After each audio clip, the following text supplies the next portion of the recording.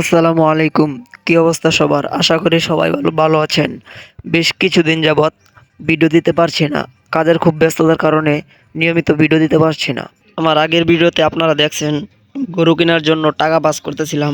প্রায় ২ মাস ২-৩ মাসের মতো হয়ে যাবে গরু কিনেছি। কিন্তু আপনাদের সাথে শেয়ার করতে পারি নাই। অনেকদিন পর ভিডিও নিয়ে আসলাম।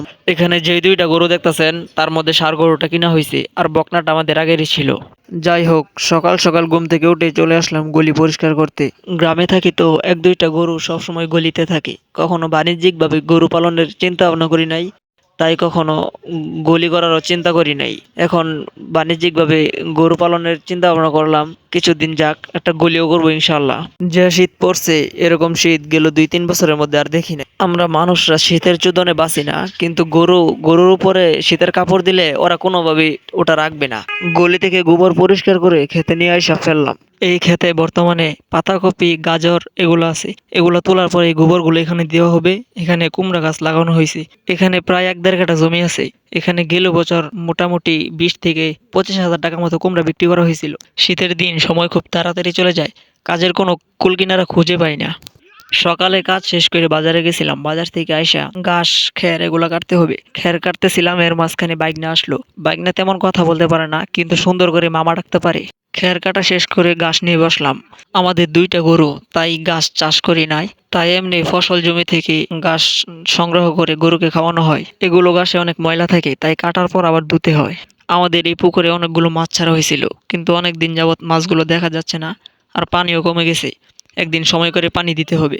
গাছগুলো পানিতে রেখে আসলাম, আর আমি এদিকে আসলাম একটা গাজর তুলতে। মাশাল্লাহ, গাজরগুলো মোটামুটি ভালোই বড় হয়েছে, একদম খাওয়ার উপযুক্ত।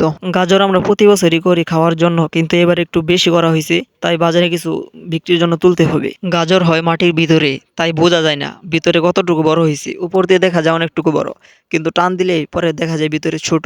আর অনেকগুলো বাড়তি হয়ে মাটির নিচে ফেটে যায়। ২টা গাজর তুলছি খাওয়ার জন্য, তাই গাজরগুলো ধুতে হবে। তাই গাজরগুলো ধুয়ে নিলাম। গাজরগুলো খাইতে খাইতে অন্য অন্য ক্ষেতগুলো দেখতে গেছিলাম। এবছর আমাদের বেশিরভাগ জমিতে বাগুন চাষ করা হয়েছে। বাগুনের পাশাপাশি মূলা, তারপরে আপনার পেঁয়াজ, রসুন, কুমড়া এগুলো চাষ করা হয়েছে। এবছর আরো আমাদের জমিতে পাতাকপি, ফুলকপি, লাউ এগুলো করা হয়েছিল। প্রতি বছরের মতো এই বছরও সবজির তেমন একটা দাম পাওয়া যায়নি, তবুও যা পাইছে আলহামদুলিল্লাহ। গাছগুলো ধোয়া শেষ, এখন এগুলো নিয়ে গরুকে খাবার দিতে হবে।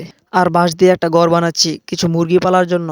কি মুরগি পালা যায় সবাই কমেন্টে একটু জানাবেন। ঘরটা অনেক দিন ধরে বানাইতেছি, দোকান করার কারণে ঠিক মতো সময় দিতে পারছি না। কম খরচের মধ্যে আমি একটা ঘর তৈরি করতে চাইতেছি, তাই পুরোটা বাঁশ দিয়ে করতেছি। আর বাঁশ আমাদের যারে আছে, ১,০০০ টাকার মধ্যে আমার এই ঘরটা কমপ্লিট হয়ে যাবে আশা করা যায়। আর ঘরটা কমপ্লিট হলে আপনাদেরকে অবশ্যই দেখাবো।